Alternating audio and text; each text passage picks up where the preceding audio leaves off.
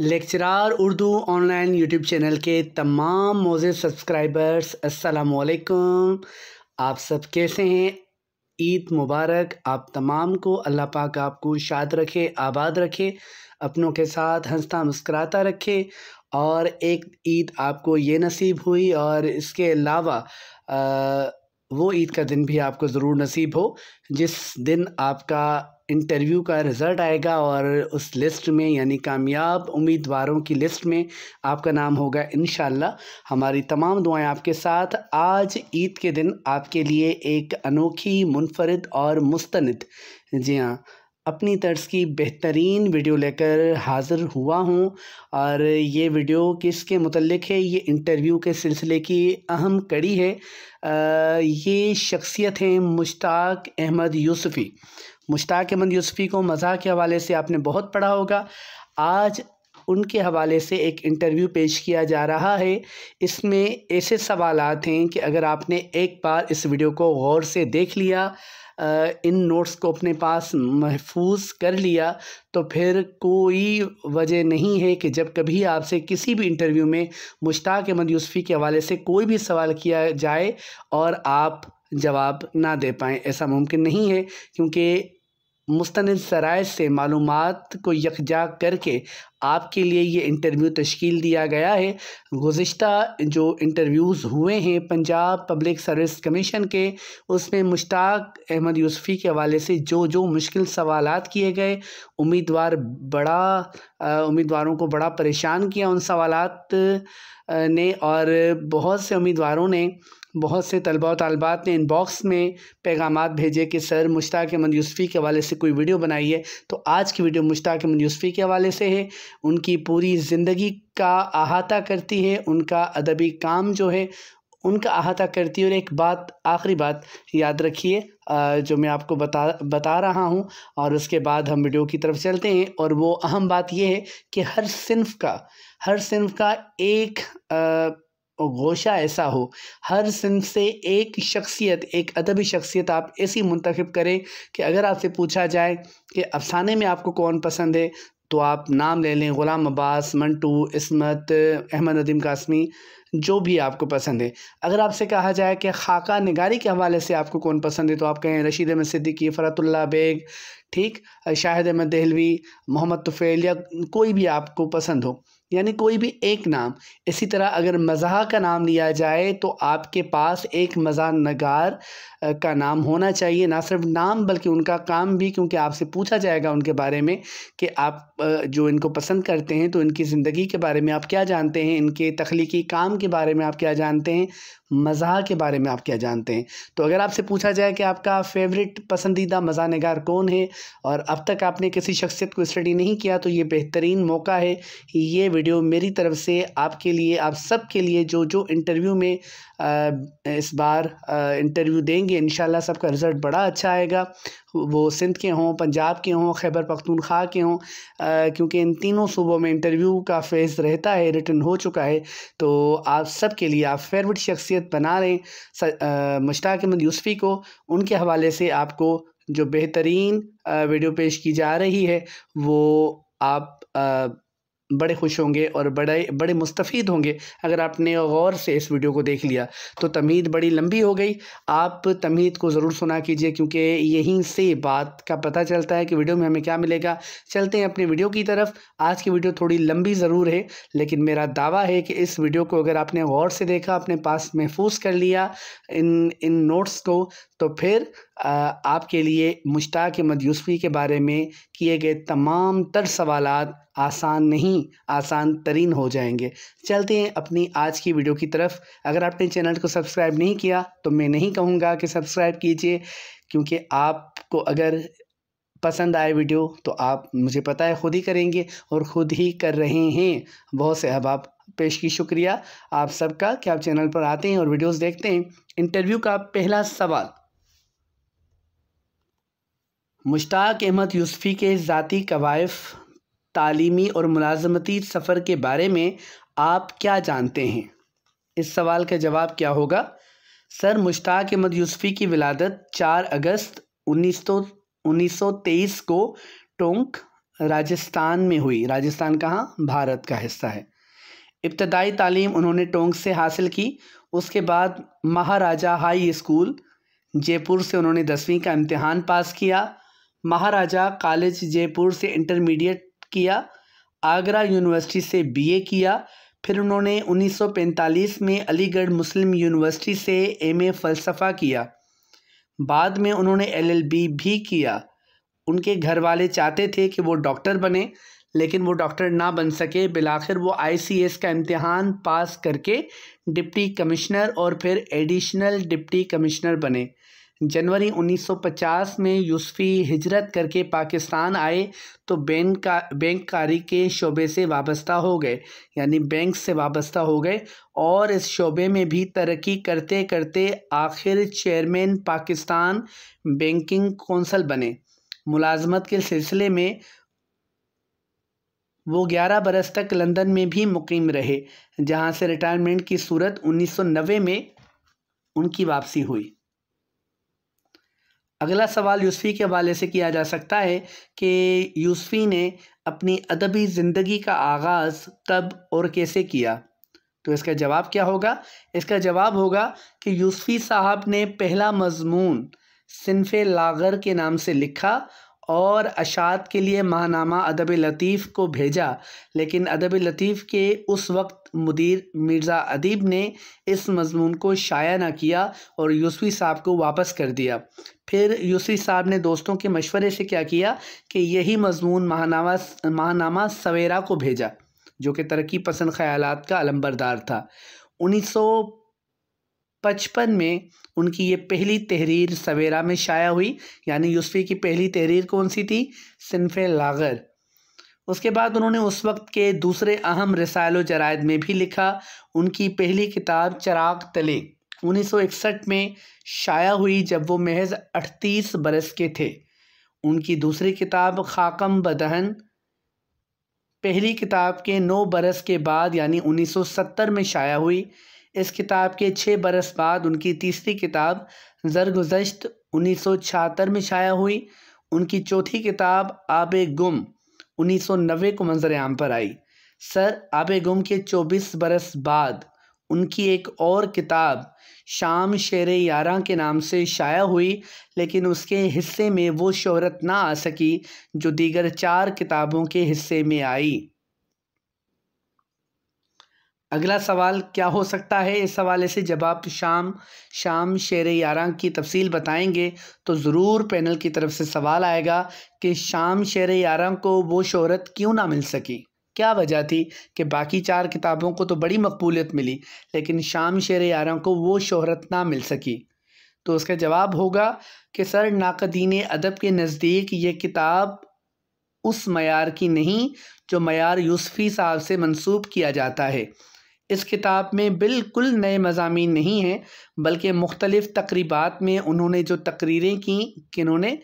यूसुफ़ी साहब ने, या बातें कहीं, कोई मज़मून लिख दिया, उन तमाम चीज़ों को जमा करके इस किताब का हिस्सा बनाया गया है।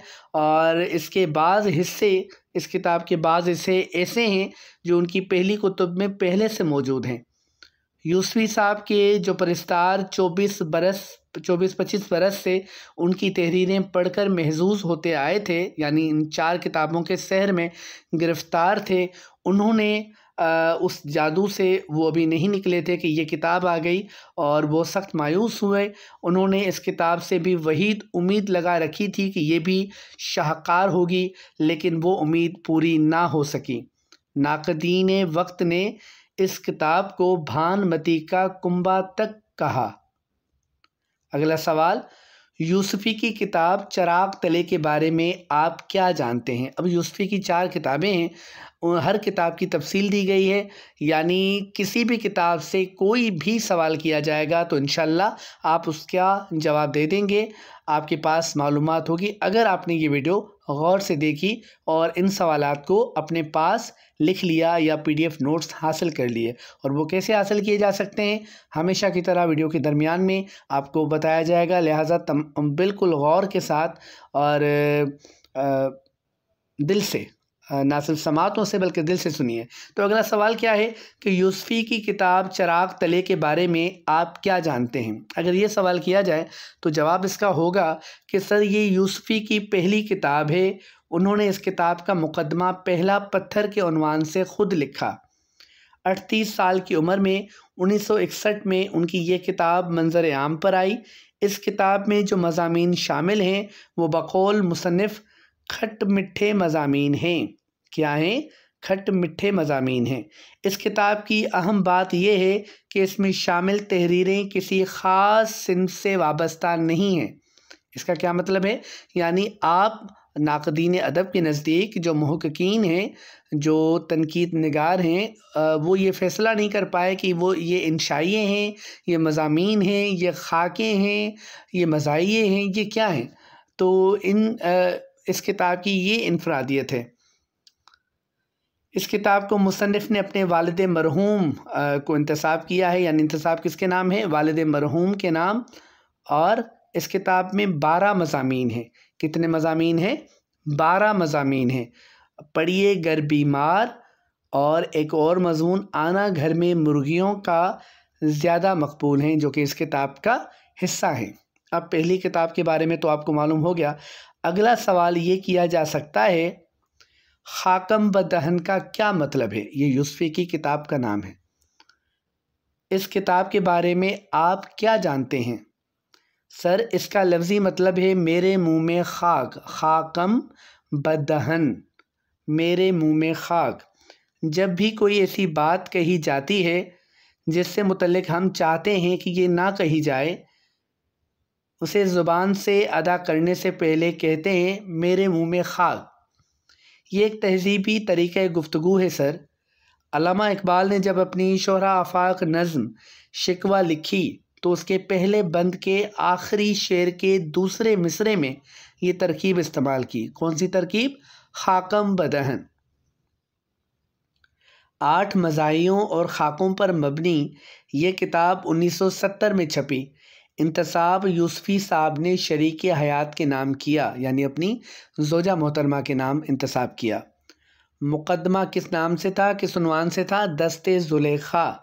और मारूफ़ मज़ाहियों में बारे आलू का बयान हो जाए और चंद तस्वीरें बुतां शामिल हैं।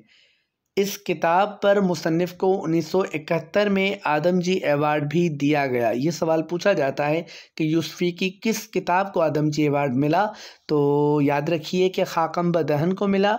और कब मिला? 70 में छपी और 1971 का आदमजी अवार्ड इस किताब को मिला। अगला सवाल, यूसुफ़ी की किताब ज़रगुज़श्त का मतलब क्या है? क्या वजह है कि उन्होंने अपनी इस किताब का नाम ज़रगुज़श्त रखा? इस किताब के बारे में मज़ीद आप क्या जानते हैं? अब कई तलबा और तलबात ने पैगामात भेजे कि सर ज़रगुज़श्त का क्या मतलब है? सरगुज़श्त का तो पता है, लेकिन ज़रगुज़श्त का किसी लुग़त से नहीं मिल रहा, कहीं से हमें मतलब नहीं मिल रहा। तो ज़रा सा ज़हन पर ज़ोर डालने की ज़रूरत है। गौर करते हैं और फिर जवाब देखिए कि इसका क्या जवाब है। लफ्ज़ी मतलब, जब भी किसी तरकीब का मतलब आपको ना आता हो तो उसको जब 2 अल्फ़ाज़ का मजमुआ वो एक तरकीब हो तो उन 2 अल्फ़ाज़ को अलग अलग करके उनके आप क्या करेंगे कि मतलब देखेंगे और फिर सोचेंगे कि क्या मतलब हो सकता है। तो जनाब इस सवाल का जवाब क्या होगा?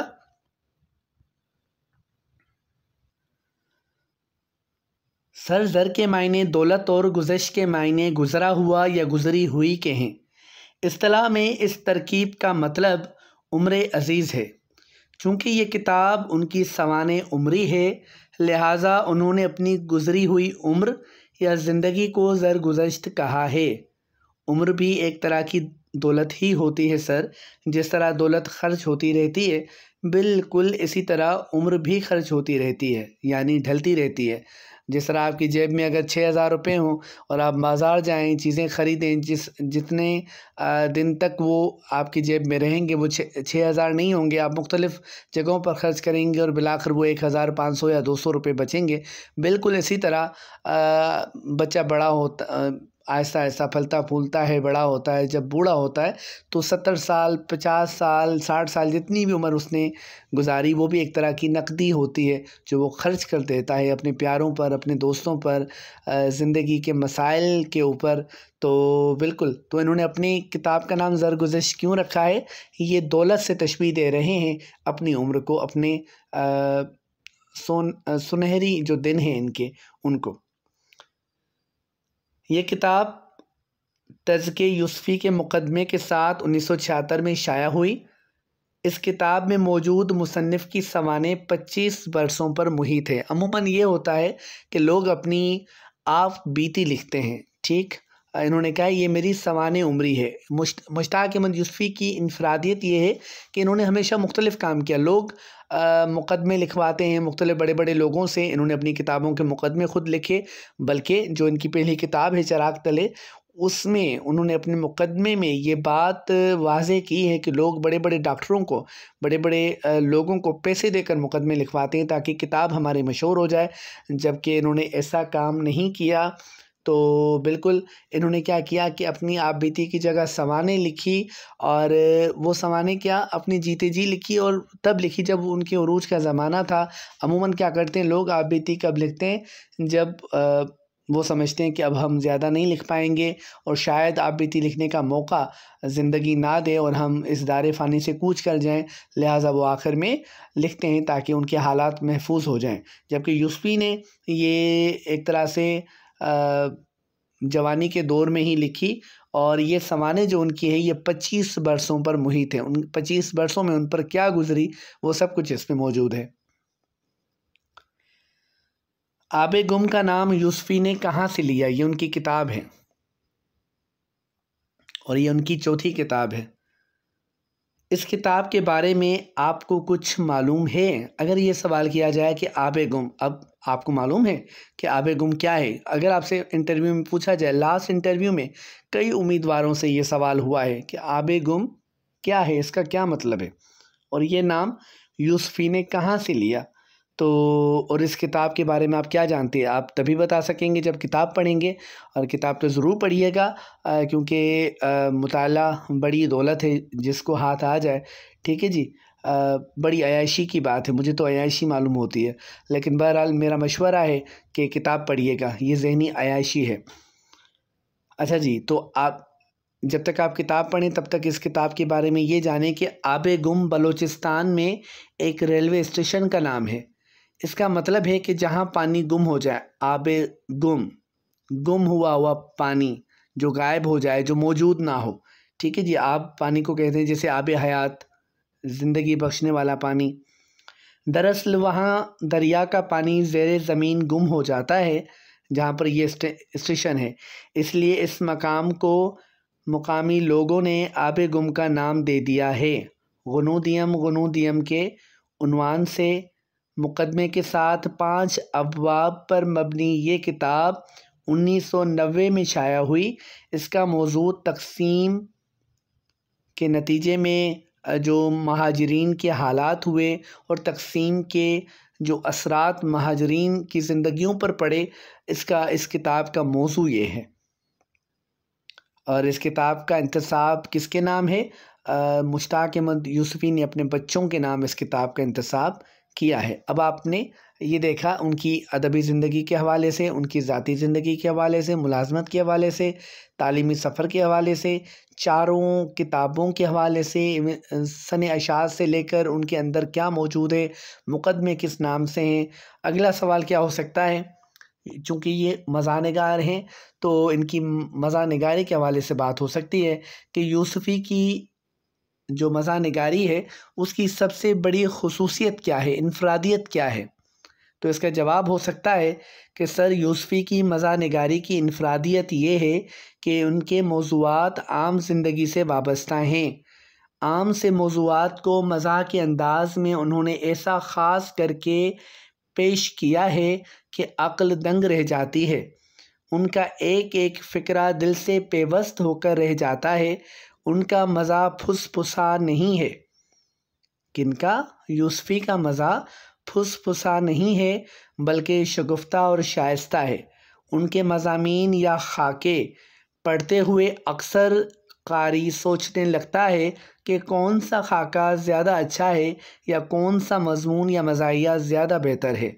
मेरा ख़याल है ये एक मज़ा निगार की सबसे बड़ी खूबी और कामयाबी है कि उसकी तमाम तहरीरें उसके कारी को इंतखाब नज़र आए, यानी कारी ये फ़ैसला ही ना कर पाए कि कौन सा मज़मून ज़्यादा अच्छा है, इसको मैं अपने पास महफूज कर लूँ। पूरी किताब ही इंतखाब हो, यानी फ़ैसला ना कर पाना, ये हकीकतन उस मुसन्निफ़ की, उस राइटर की, उस लिखने वाले की कामयाबी है और ये कम लोगों को नसीब होती है। अच्छा जी, अगर आप चाहते हैं कि इस किताब के इस वीडियो के जो मुश्ताक अहमद यूसुफ़ी के हवाले से नोट्स हैं आपको मिल जाएँ और आप इनको लिखने से बचे रहें, तो पूरी ईमानदारी के साथ वीडियो को शुरू से लेकर आखिरी सेकंड तक, यानी आखिर तक मुकम्मल तौर पर ऑनलाइन देखिए। कम से कम एक बार ऑनलाइन देखिए। अगर ज़्यादा आप हमसे मुखलिस हैं तो 2 बार देखिए, 3 बार देखिए, लेकिन कम से कम एक बार ऑनलाइन देखिए और वीडियो को लाइक कीजिए, वीडियो पर कमेंट कीजिए। फिर डिस्क्रिप्शन में जो फ़ेसबुक आईडी दी गई है वहाँ पर आइए, इनबॉक्स कीजिए, अपना तारुफ़ लिखिए, अपना व्हाट्सएप नंबर वहाँ पर इश्तराक कीजिए।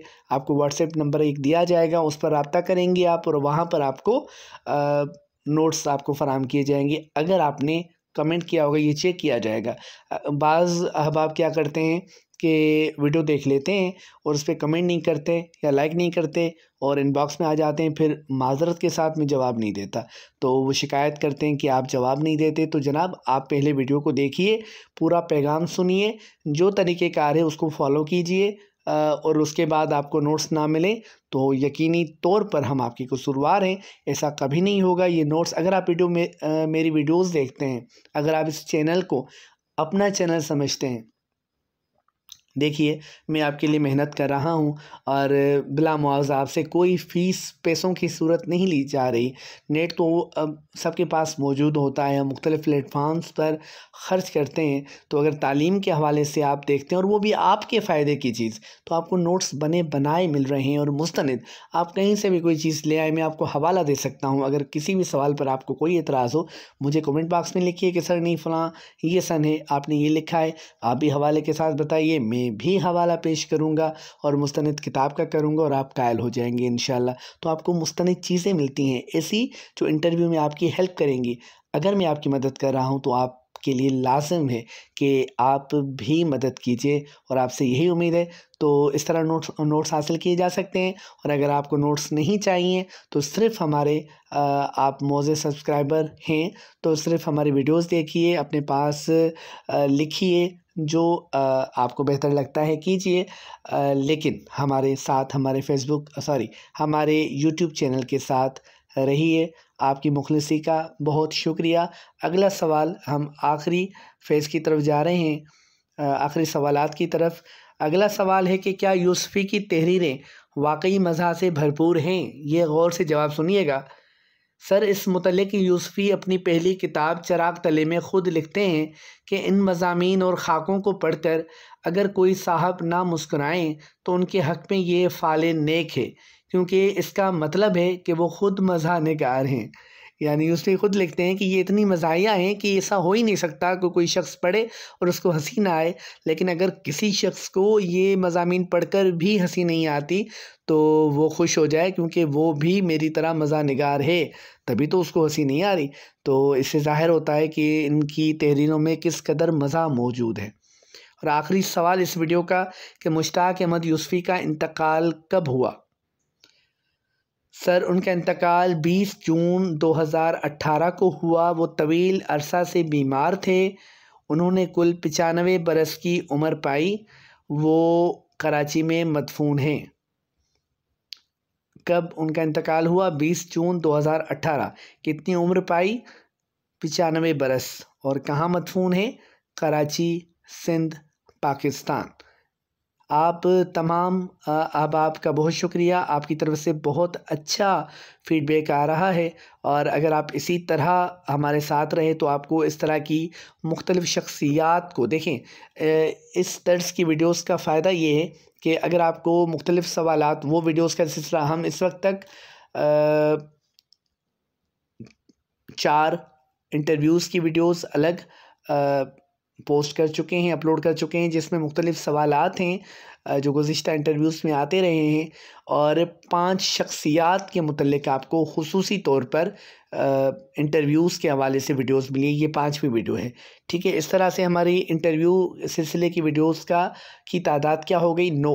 अगर आप इन सब को गौर से पढ़ते जाएँ तो आपको शख्सियात आपकी क्लियर होती जाएंगी और उस शख्सियत के बारे में जो भी सवाल किया जाएगा इंशाअल्लाह वो सवाल आप उस सवाल का जवाब दे सकेंगे। हमारे साथ रहिएगा, वीडियो को देखिएगा, अगर पसंद आए तो लाइक कीजिएगा, कमेंट कीजिएगा और जो तरीक़ेकार बताया गया है पीडीएफ नोट्स के ज़रिए पीडीएफ नोट्स हासिल करने का, उसी तरीके को फॉलो कीजिएगा, वरना ज़ाहिर है फिर आपको नोट्स नहीं मिलेंगे और ये बात हमें अच्छी नहीं लगेगी, क्योंकि आप इतनी मेहनत से वीडियो देखते हैं तो मैं चाहता हूँ कि ये नोट्स आपको मिल जाएँ। बहुत शुक्रिया आपकी आमद का, चैनल विज़िट करने का और वीडियो देखने का। हमारे साथ रहिएगा। अल्लाह हाफ़िज़।